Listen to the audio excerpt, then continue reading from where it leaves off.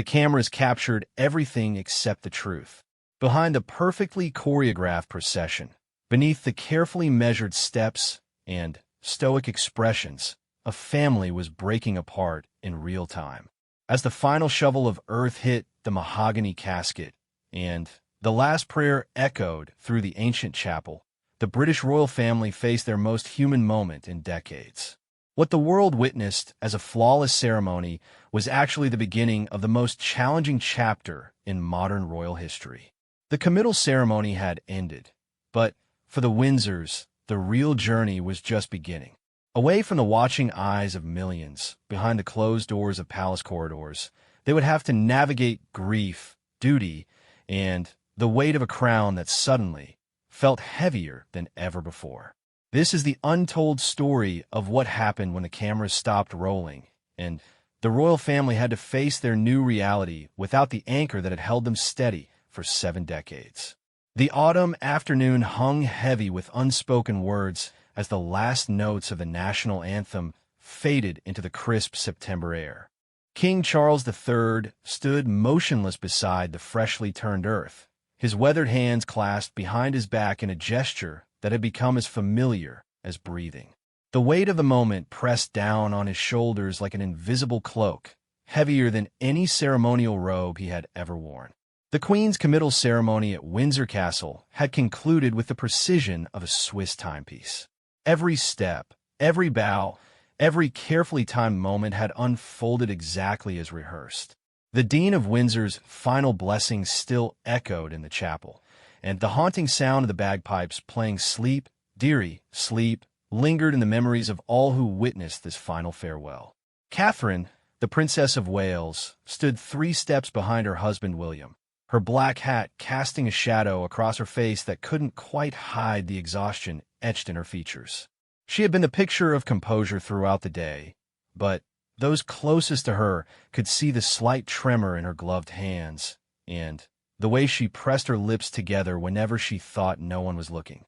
The children had been remarkable, Charlotte's small hand finding George's during the most difficult moments, while little Louis had somehow managed to maintain the dignity expected of him despite being only 4 years old. Prince William's jaw was set in that familiar line that appeared whenever he was fighting to maintain control. His blue eyes, so often described as kind and gentle, now held a steely determination that spoke of a man who understood that everything had changed in the space of a few short hours. The boy who had once walked behind his mother's coffin was now the heir to a throne that felt more real and immediate than it ever had before. Harry stood apart from the main family group, his military medals catching the filtered sunlight that broke through the ancient windows of St. George's Chapel. The physical distance between him and his family seemed to grow with each passing moment, a chasm that had been years in the making, but now felt as vast as an ocean. Meghan's absence was a presence unto itself, felt by everyone and acknowledged by no one. The unspoken questions hung in the air like incense. Would this moment of shared grief bridge the divide that had torn the family apart? Or would it make the silence between them even more deafening? As the formal ceremony drew to its close, the Archbishop of Canterbury's words about eternal rest and perpetual peace seemed to hover in the sacred space. But for the living members of the House of Windsor, there would be no rest and certainly no peace in the days to come.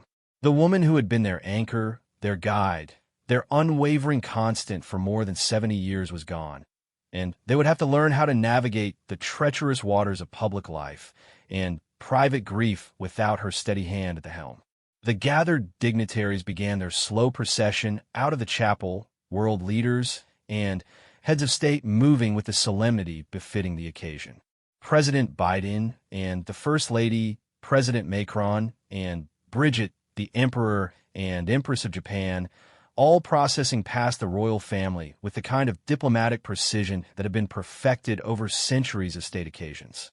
Each offered their condolences with the measured respect of those who understood the weight of leadership and loss. But it was in the smaller moments, away from the formal protocol, that the true impact of the day began to reveal itself. Princess and who had been her mother's most devoted companion in those final years, stood with the bearing of a soldier, but the eyes of a daughter who had just lost her best friend. Her husband, Vice Admiral Timothy Lawrence, remained close by her side, his own naval training evident in his perfect posture even as he provided the quiet support that only a spouse could offer. The Earl and Countess of Wessex, Edward and Sophie, had positioned themselves near Charles, ready to provide whatever support their older brother might need in the coming hours.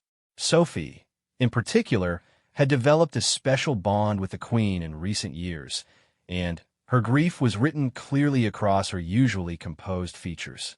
The Queen had often spoken of Sophie as the daughter she never had, and the loss was particularly acute for the woman who had found her place in the royal family through quiet service and unwavering loyalty. As the official photographs were taken and the formal farewells exchanged, the reality of the new order began to settle over the family like dust after a storm. Charles was no longer the heir apparent, but the sovereign, a transition that had been anticipated for decades, but still felt sudden and overwhelming. The weight of the crown was not just symbolic. It was a burden of responsibility that would touch every aspect of his life and the lives of his family members.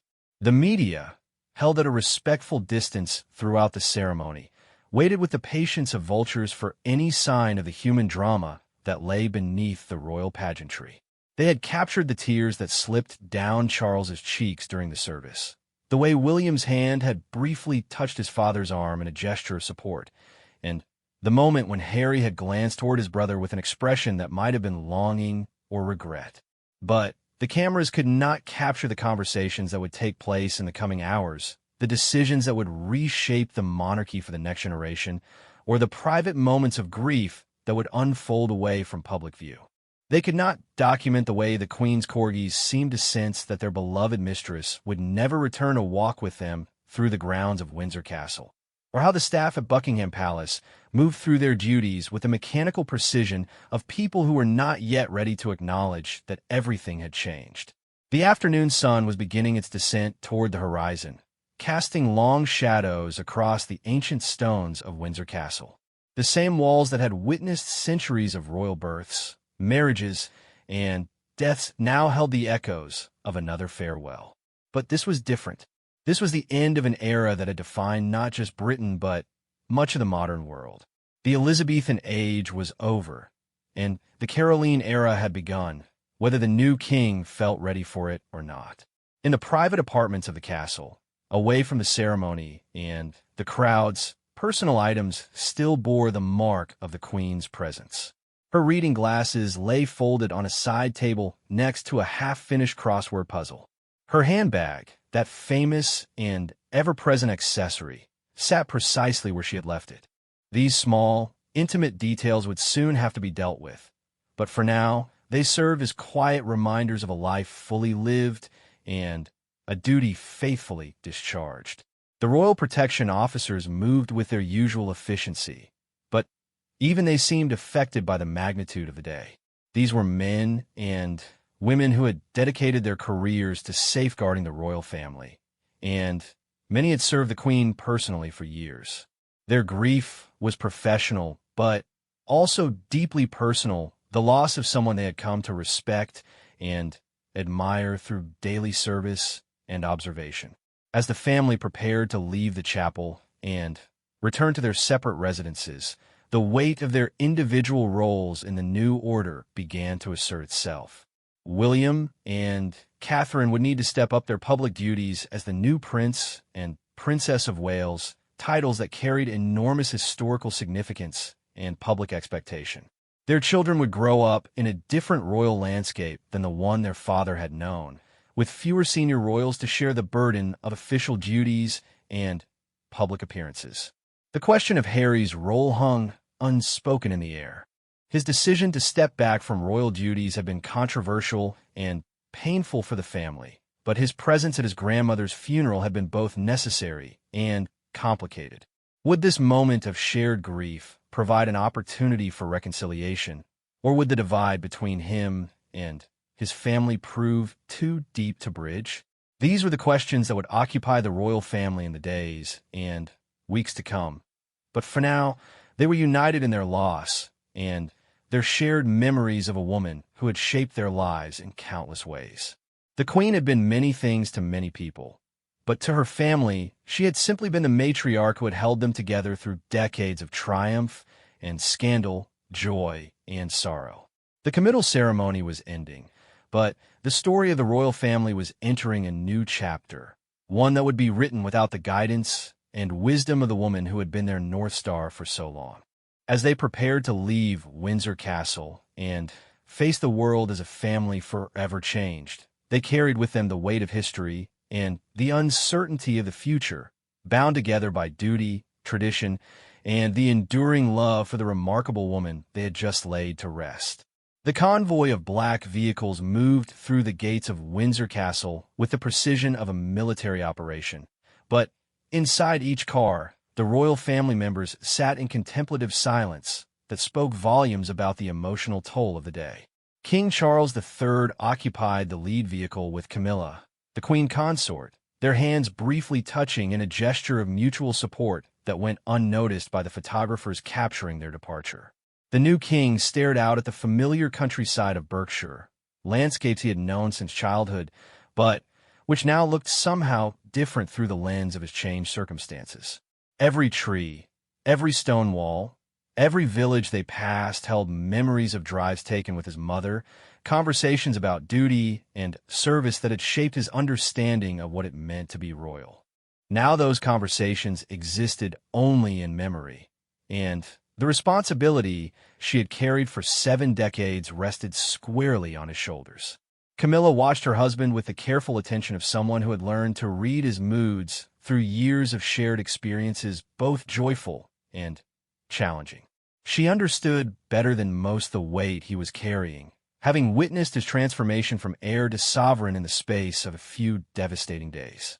The public would see the crown and the ceremony, but she saw the man who had just buried his mother and inherited a role that would define the rest of his life. 3 cars behind them, William and Catherine rode with their children, the family unit that would now carry much of the future of the monarchy on their young shoulders. George, at 9 years old, sat quietly by the window, his serious expression suggesting he understood more about the day's significance than his age might typically allow. Charlotte, 7, leaned against her mother's side, while Louis played quietly with a small toy car, his innocence providing a brief respite from the weight of the occasion. William's thoughts were a complex mixture of grief for his grandmother and concern for his family's future. The Queen had been a constant in his life, the one person who truly understood the peculiar burdens and privileges of royal existence. She had guided him through the trauma of his mother's death, celebrated his marriage to Catherine, and delighted in her great-grandchildren with a warmth that the public rarely saw.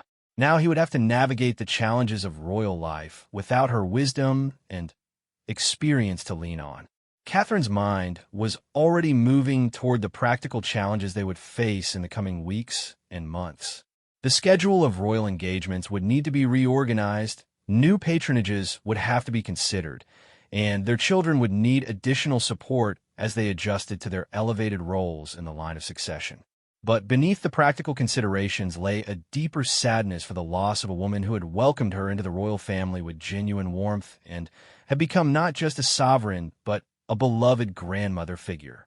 The journey to their various destinations would take the family members to different corners of the royal estates, each returning to homes that would feel emptier without the Queen's presence just a phone call away. The network of daily communication that had kept the family connected across their various residences had been disrupted, leaving a void that would take time to fill. At Clarence House, Charles, and Camilla's official residence, staff members had spent the afternoon preparing for their return with the kind of meticulous attention to detail that characterized all royal households. Fresh flowers had been arranged, correspondence had been sorted, and the evening schedule had been carefully planned to allow for both necessary official business and private time for reflection and grief. The red boxes that contained government documents requiring the king's attention had already begun to arrive, a stark reminder that the machinery of state continued to function regardless of personal loss. Charles understood that his role as monarch meant that grief would have to be balanced with duty, that the country's needs would not pause to accommodate his personal mourning process. In the weeks leading up to this day, the royal household had operated with the efficiency of a well-oiled machine, but the loss of the Queen had created ripples that would take months to fully address. Staff members who had served her for decades were now facing their own period of adjustment, uncertain about their roles in the new order and grieving the loss of an employer who had become a central figure in their lives. The Queen's private secretary, her equerry, her dressers, and her other personal staff had been with her through the most intimate moments of her final years. They had witnessed her dedication to duty even in her declining health, her concern for her family's well-being, and her quiet dignity in the face of mounting physical challenges. Their grief was both professional and deeply personal, the loss of someone they had served with devotion and genuine affection. Meanwhile, Prince Harry's journey back to London was complicated by emotions that went far beyond simple grief. His relationship with his family had been strained for years, marked by public disagreements and private pain that had played out in the global media.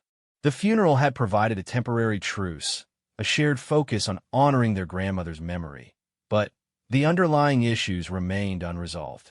The absence of Meghan from the ceremony had been noted by everyone, but discussed by no one. Another layer of complexity in a family dynamic that had been fractured by differing views on royal duty, media attention, and personal happiness. Harry's decision to attend the funeral alone had been practical, but also symbolic, a recognition that some bridges would take time and effort to rebuild. His grandmother's death had stripped away some of the anger and resentment that had characterized his public statements about the royal family in recent years.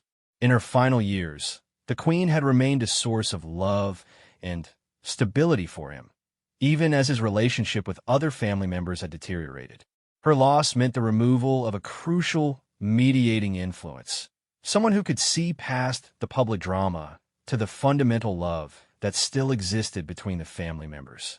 The media coverage of the funeral had been extensive and largely respectful, but Harry knew that the period of mourning would eventually give way to renewed speculation about his future relationship with the royal family.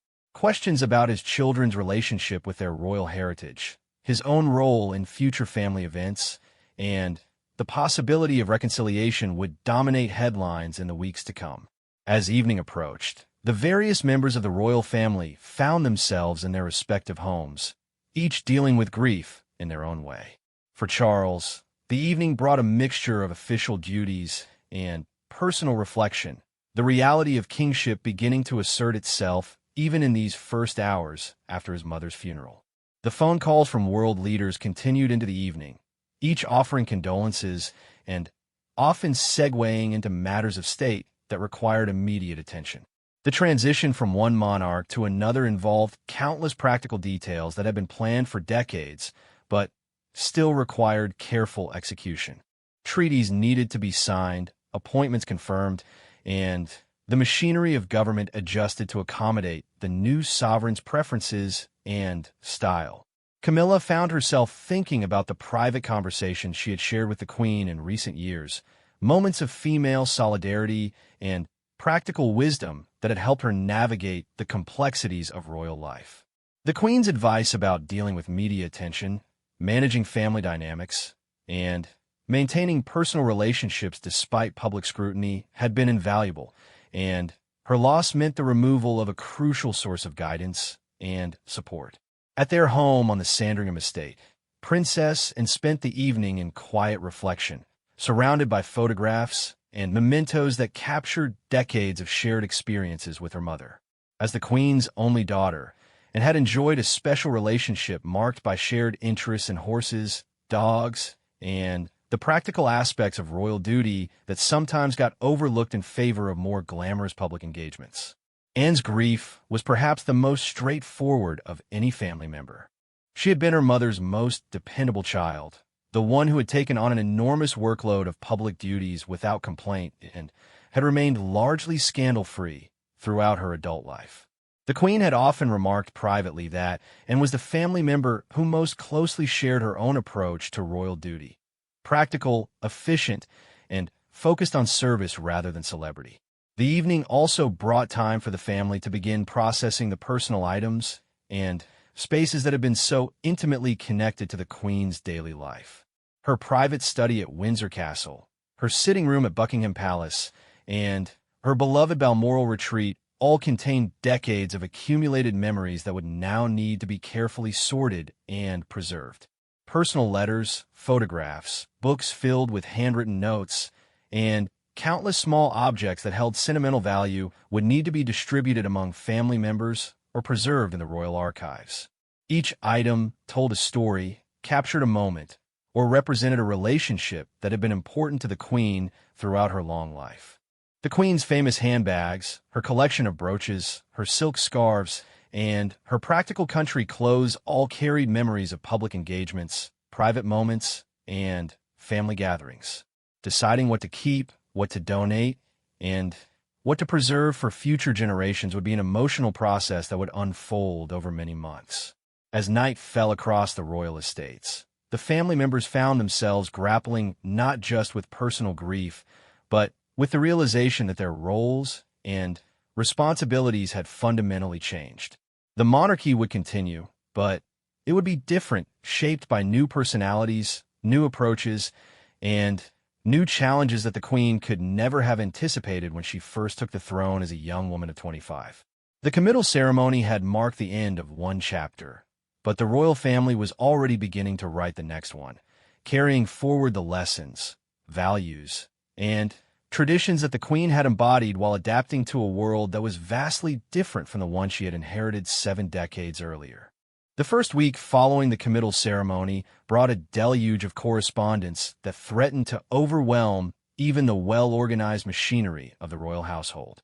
Letters of condolence arrived by the thousands from world leaders, fellow monarchs, and ordinary citizens whose lives had been touched by the Queen's 7-decade reign.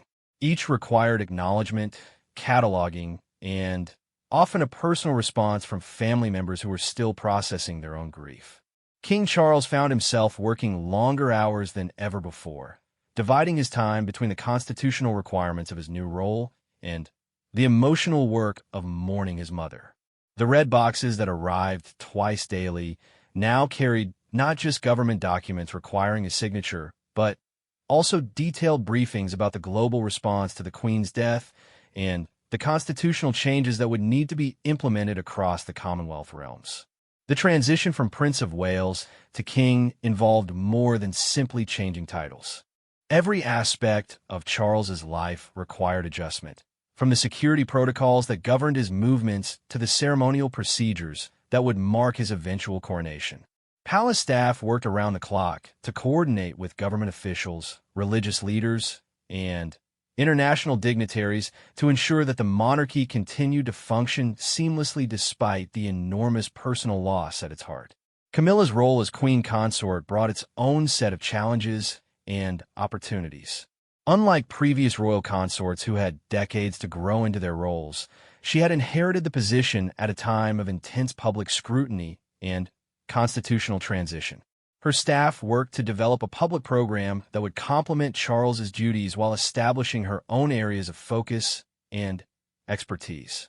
The Queen Consort's first major decision involved the handling of the Queen's private charities and patronages, many of which had been personally important to the late monarch. Determining which causes would transfer to other family members and which might be discontinued required careful consideration of both the organization's needs and the family's capacity to provide meaningful support. Prince William and Catherine faced their own period of adjustment as they stepped fully into their roles as the Prince and Princess of Wales. The title carried enormous historical weight and public expectation, particularly in Wales itself, where the royal family's relationship with local communities had evolved significantly since Charles first held the position in the 1970s. Their first official engagement as the new Prince and Princess of Wales was scheduled for the following month, a visit to Cardiff that would require careful planning to ensure it struck the right balance between acknowledging the Queen's legacy and establishing their own approach to the role. The Welsh government had already reached out through diplomatic channels to discuss the visit and express their desire for a strong relationship with the new title holders. Catherine found herself studying the Queen's approach to public engagements with renewed intensity, analyzing how the late monarch had managed to connect with people from all walks of life while maintaining the dignity and mystique that were essential to the monarchy's effectiveness. The Queen's ability to ask exactly the right question, to show genuine interest in even the briefest encounters, and to make each person feel that their conversation was the most important thing happening at that moment had been legendary among royal watchers. The children's adjustment to their new status required particularly careful handling. George, as the future king, would need to begin understanding his destiny while still being allowed to enjoy his childhood. Charlotte and Louis would also face increased public attention and scrutiny as they grew older, their every public appearance analyzed for signs of their future roles within the royal family. The family's communication strategy had to be completely reconsidered in light of their elevated positions. Social media posts, public statements, and even casual comments made during official engagements would now carry greater weight and receive more intense scrutiny. The communication teams at Kensington Palace worked to develop new protocols that would allow the family to maintain their relatability while respecting the increased formality of their roles. Meanwhile, Prince Harry's return to California had been followed by intense media speculation about his future relationship with the royal family. The period of mourning had provided a temporary respite from public criticism and analysis, but questions about his role in future family events, his children's relationship with their royal heritage, and the possibility of reconciliation continued to generate headlines and expert commentary. Private conversations between Harry and his family members during the funeral period had remained exactly that, private, but sources close to various family members suggested that the shared grief had opened possibilities for dialogue that had been absent for months. The challenge would be maintaining that connection across geographical distance and fundamental disagreements about royal duty and public service. Meghan's absence from the funeral had been understood and accepted by the family, but it also highlighted the ongoing complexities of their situation. Her relationship with the British media remained deeply strained, and her presence at such a high-profile event would have created additional stress and distraction at a time when the focus needed to remain on honoring the Queen's memory. The question of the Sussex children's relationship with their royal heritage became more pressing in the aftermath of their great-grandmother's death. Archie and Lilibet had inherited royal titles by virtue of their grandfather's accession to the throne, but their parents' decision to live outside the formal structure of royal life meant that their understanding of their heritage would be shaped by very different experiences than those of their cousins. Princess Anne's approach to grief had been characteristically practical and focused on action.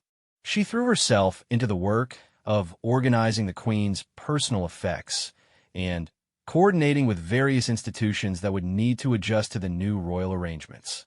Her decades of experience in royal protocol and her close relationship with her mother made her an invaluable resource for other family members navigating their new roles. The Princess Royal's own position within the family hierarchy remained unchanged, but her importance as a source of institutional knowledge and practical wisdom had never been more apparent. Her approach to royal duty, focused on substance over style and service over celebrity, had earned her enormous respect within the royal household and among the public who paid attention to royal activities beyond the headlines. The Earl and Countess of Wessex found themselves in a particularly interesting position following the Queen's death. As the youngest of the Queen's children, Edward had often operated in the shadow of his older siblings, but his steady approach to royal duty and his wife Sophie's genuine warmth had earned them a special place in the Queen's affections during her final years. Sophie's grief was particularly acute because of the close, personal relationship she had developed with the Queen. Unlike the other royal wives, who had joined the family at times when the Queen was already established in her role and routines, Sophie had arrived during a period when the monarch was looking for reliable support in her increasing age. Their friendship had been based on genuine mutual respect and affection rather than duty alone. The practical challenges of reorganizing royal duties became more apparent with each passing day. The Queen had maintained an enormous workload right up until her final months, attending meetings, receiving dignitaries, and fulfilling ceremonial obligations that now needed to be redistributed among the remaining senior royals. The mathematics of royal duty became stark when the family realized how much work their matriarch had been quietly handling behind the scenes. Palace staff worked to develop new systems and protocols that would allow the streamlined royal family to maintain the monarchy's visibility and effectiveness despite having fewer active senior members. This required careful coordination with government departments, charitable organizations, and foreign diplomatic missions that had grown accustomed to regular royal engagement. The Queen's personal staff faced their own period of adjustment and uncertainty. Many had served her for decades, and now found themselves needing to adapt to new employers with different working styles and preferences. The Queen's famous attention to detail, her precise scheduling, and her preference for handwritten notes over electronic communication had shaped the daily rhythms of her household for years. Some staff members would transfer to serve other family members, while others would find new roles within the broader royal household or choose to retire after completing their service to the Queen. Each transition represented not just a professional change, but an emotional adjustment for people who had dedicated their careers to serving someone they had come to admire and respect deeply. The international response to the Queen's death continued to generate diplomatic opportunities and obligations for the new king. Commonwealth leaders, European royals, and heads of state who had attended the funeral were eager to establish strong relationships with Charles and to understand how British foreign policy might evolve under his reign. These conversations required delicate handling because they touched on constitutional issues about the monarch's role in international affairs. Charles had strong personal views on many global issues, from climate change to religious tolerance, but his position as king required him to navigate these topics within the constraints of constitutional monarchy and in coordination with elected government officials. The period immediately following the committal ceremony was revealing itself as a crucial transition time, when grief and duty intersected in ways that would shape the monarchy for years to come. Each family member was finding their own way through the challenges of their new roles, while carrying the emotional weight of losing someone who had been not just their sovereign, but their anchor, their guide, and their most steadfast source of support and wisdom. 3 weeks after the committal ceremony, the true magnitude of the changes facing the royal family began to crystallize in ways that went far beyond the immediate grief and ceremonial transitions. King Charles III was discovering that being monarch was fundamentally different from being heir, not just in terms of responsibility, but in the very rhythm of daily life that had governed his existence for more than 7 decades. The morning briefings at Clarence House had evolved into comprehensive sessions that covered everything from constitutional law to international relations, domestic politics to Commonwealth affairs. Charles found himself needing to master details about government policy, judicial appointments, and diplomatic protocols that had previously been handled by others or addressed at a level of remove that his new position no longer allowed. His longtime private secretary and the team of constitutional experts who advised the monarchy worked overtime to ensure that the transition proceeded smoothly, but they could not shield him from the fundamental reality that every decision he made would now carry the weight of the crown. His personal opinions, which had been freely expressed during his decades as Prince of Wales, would now need to be carefully calibrated to respect the constitutional boundaries of monarchical neutrality. The king's relationship with the prime minister required particular attention during this transition period. The weekly audiences between monarch and prime minister were one of the most important constitutional traditions of British government, and establishing the right tone and approach for these meetings would be crucial for the effectiveness of both the monarchy and the government. Charles brought to these meetings a wealth of knowledge and experience gained through decades of engagement with policy issues, but he also had to learn to channel that expertise in ways that supported rather than challenged the democratic process. The queen had perfected the art of offering counsel and encouragement while maintaining absolute constitutional propriety, and Charles was working to develop his own approach to this delicate balance. Camilla's adjustment to her role as queen consort was proceeding with the careful attention to detail that characterized all major royal transitions. Her team had spent months before the queen's death preparing for this eventuality, but the reality of the role brought unexpected challenges and opportunities that required constant adaptation. The queen consort's first major solo engagement was scheduled for the following week, a visit to a literacy charity that reflected her longtime interest in promoting reading and education.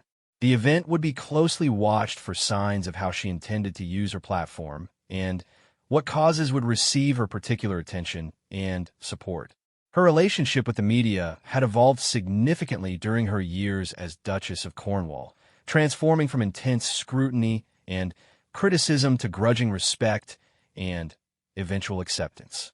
As queen consort, she would face a new level of attention and expectation, but also new opportunities to influence public discourse and support causes that mattered to her. Prince William and Catherine were navigating their own complex transition as they prepared for their first major overseas tour as the Prince and Princess of Wales. The Commonwealth Tour, planned for the spring, would take them to several countries where the monarchy's future role was being actively debated and where their performance would have significant implications for the institution's long-term survival.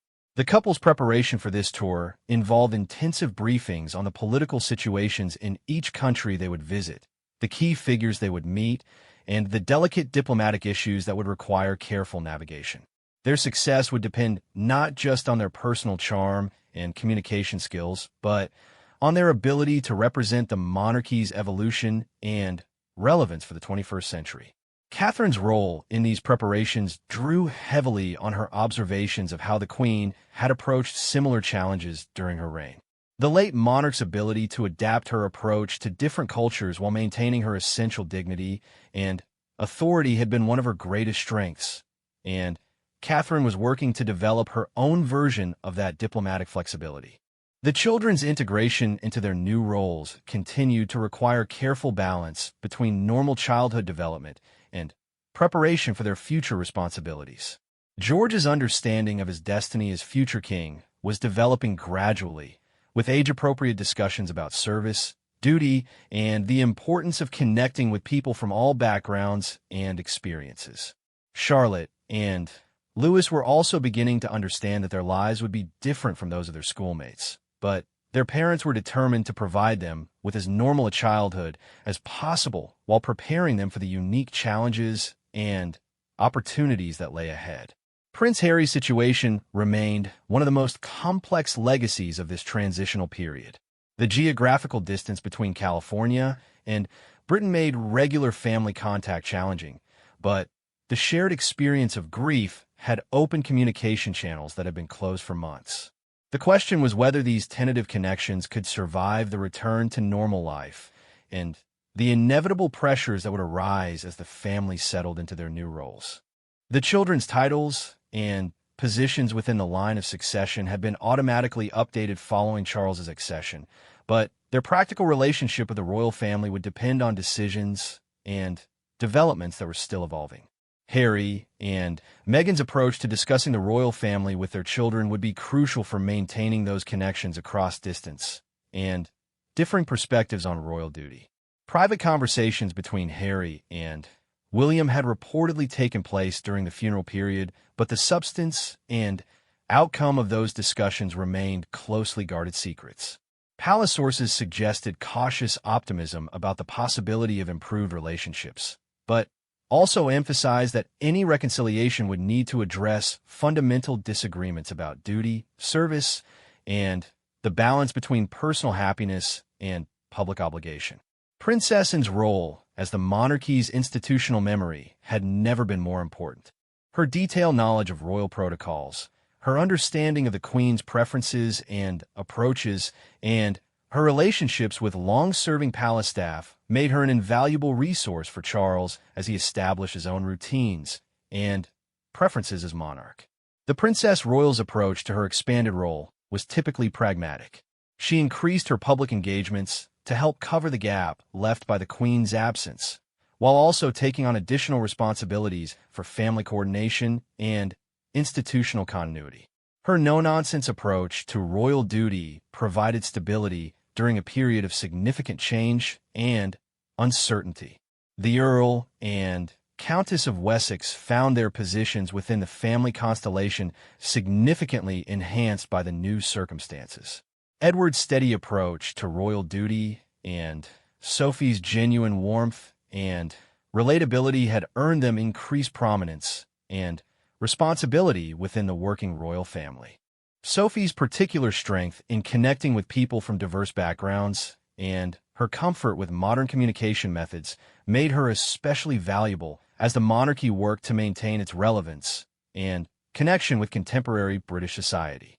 Her friendship with Catherine also provided important support for the new Princess of Wales as she adjusted to her elevated role and responsibilities. The practical work of redistributing the Queen's official roles and patronages was revealing the enormous scope of her involvement in British society. From military regiments to charitable organizations, from professional associations to cultural institutions, the Queen had maintained active relationships with hundreds of organizations that now needed to establish new connections with other family members. This redistribution process required careful consideration of each organization's needs, the individual royal family members' interests and capabilities, and the overall balance of duties among the working royals. Some organizations would need to function without royal patronage for the first time in decades, while others would benefit from fresh energy and new perspectives brought by younger family members. The Queen's private papers and correspondence were being carefully reviewed and cataloged, a process that was revealing new insights into her approach to monarchical duty and her relationships with political leaders, Commonwealth countries, and international figures. These documents would eventually become part of the historical record, but their immediate value lay in providing guidance and precedent for Charles as he established his own approach to similar relationships and responsibilities. The emotional weight of this work was significant for family members who were discovering aspects of the Queen's life and work that had been private even from them. Letters to world leaders, notes about family concerns, and personal reflections on the challenges of monarchical duty provided intimate glimpses into the mind of someone who had navigated the complexities of royal life with remarkable skill and dedication. As autumn deepened into winter, the royal family was finding its new rhythm while continuing to process the loss that had created these changes. The period of official mourning would eventually end, but the personal grief and institutional adjustment would continue for months or even years to come. The monarchy was proving its resilience and adaptability, but the cost of that adaptation was being measured not just in constitutional and ceremonial changes, but in the personal struggles of individual family members who were learning to carry new burdens while mourning the loss of someone who had been their guiding star for so long. The committal ceremony had been an ending, but it was also revealing itself as the beginning of a complex and ongoing process of transformation that would reshape the British royal family for generations to come.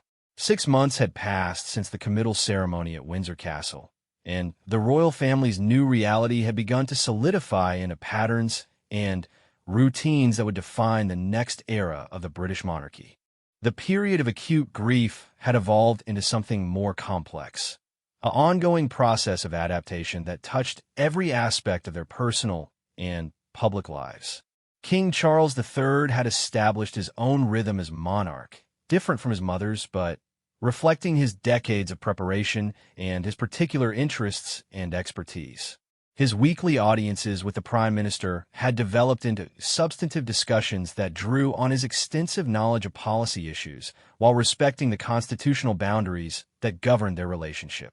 The King's approach to royal engagements reflected his lifelong commitment to environmental issues, architecture, and interfaith dialogue, but he had learned to balance these personal passions with the broader representational duties that came with the crown. His staff had worked to develop a program that showcased his expertise while ensuring that the monarchy remained connected to all aspects of British society. The red boxes that arrived twice daily at Clarence House now felt like a natural part of the king's routine rather than an overwhelming burden. Charles had developed his own methods for processing government documents, consulting with advisors, and providing the royal assent that was required for parliamentary legislation. The machinery of constitutional monarchy was functioning smoothly under his leadership. Camilla's evolution into the role of queen consort had exceeded even optimistic expectations. Her natural warmth and genuine interest in people had translated effectively into royal engagements, while her focus on literacy and domestic violence issues had given her a clear identity and purpose within the royal family's work. The queen consort's relationship with the media had stabilized into one of mutual respect and professional cooperation. The intense scrutiny of her early years with Charles had been replaced by coverage that focused on her work and achievements rather than her personal history or comparisons to previous royal wives. Her support network within the royal family had proven invaluable during the adjustment period. Catherine's friendship and advice had helped her navigate the complexities of royal protocol, while Sophie's experience and practical wisdom had provided guidance on everything from wardrobe choices to engagement strategies. Prince William and Catherine's Commonwealth tour had been a remarkable success, demonstrating their ability to represent the monarchy's future while honoring its traditions. Their visits to Jamaica, Barbados, and the Bahamas had been carefully planned to acknowledge the complex history of British colonialism while celebrating the positive aspects of Commonwealth relationships.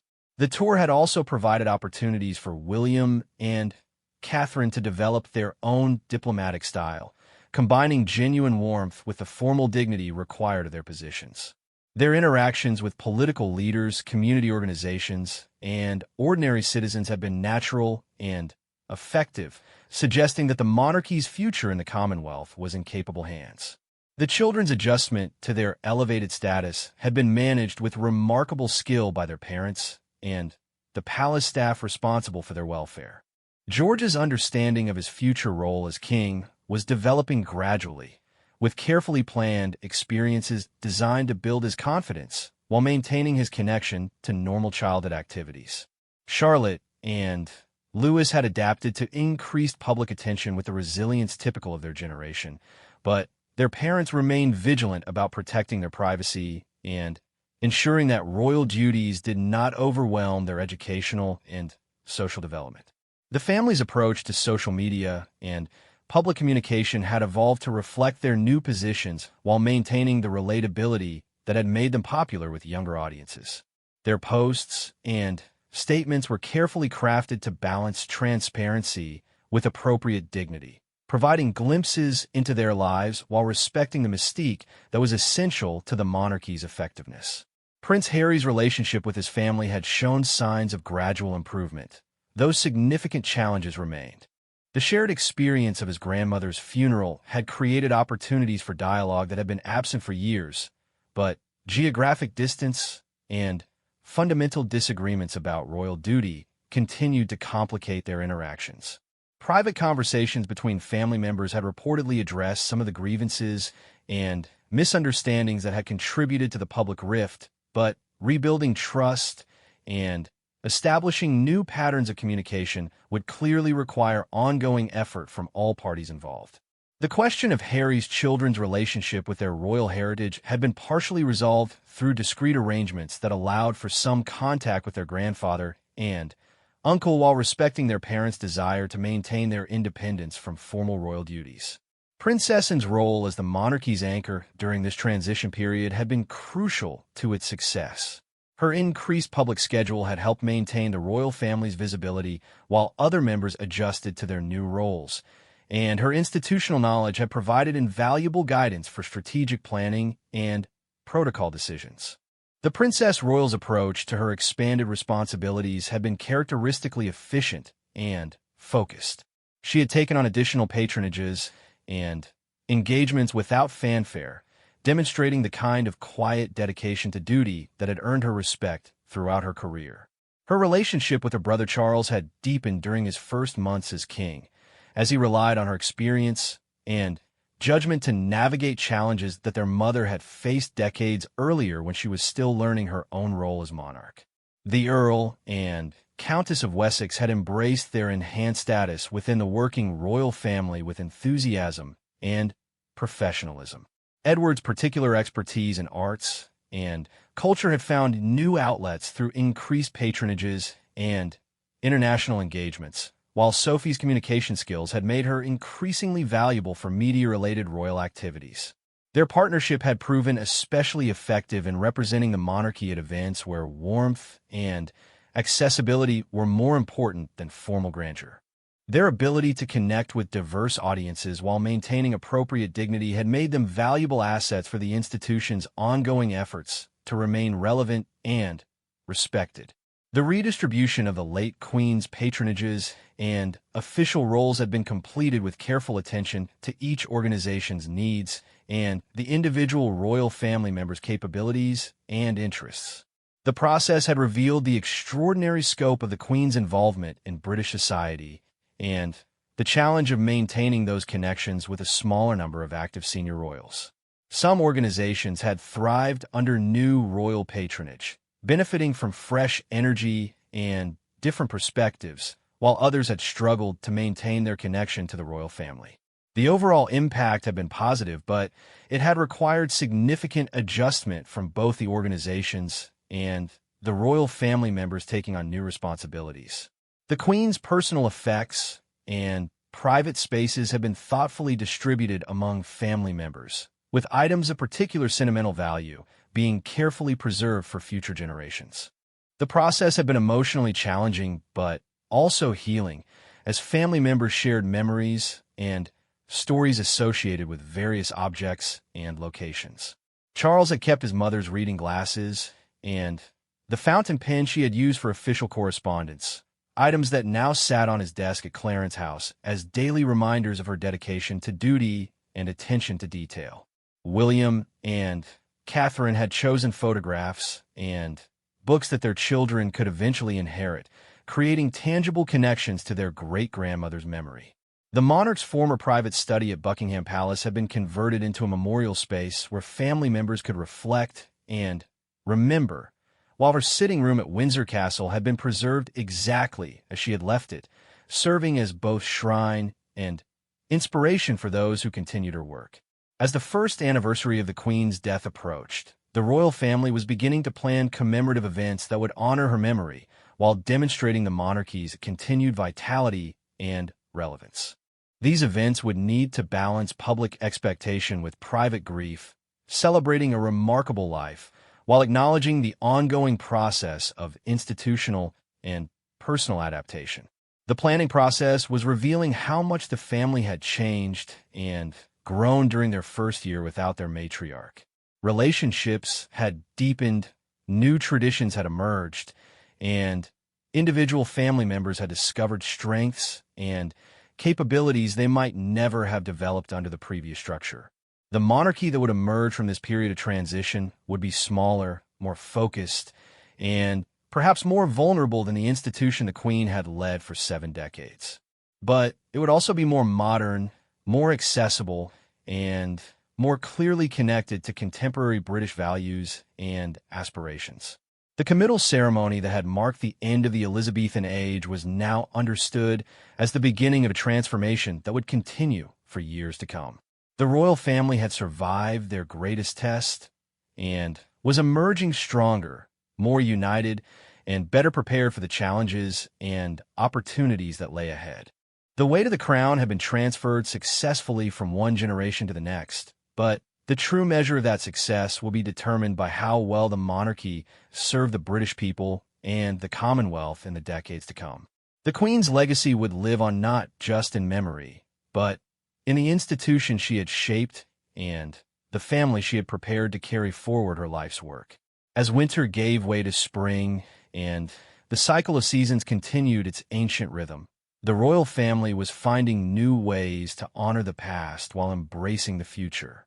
The committal ceremony had been an ending, but it had also been a beginning, marking not just the conclusion of one remarkable life, but the commencement of a new chapter in the ongoing story of the British monarchy.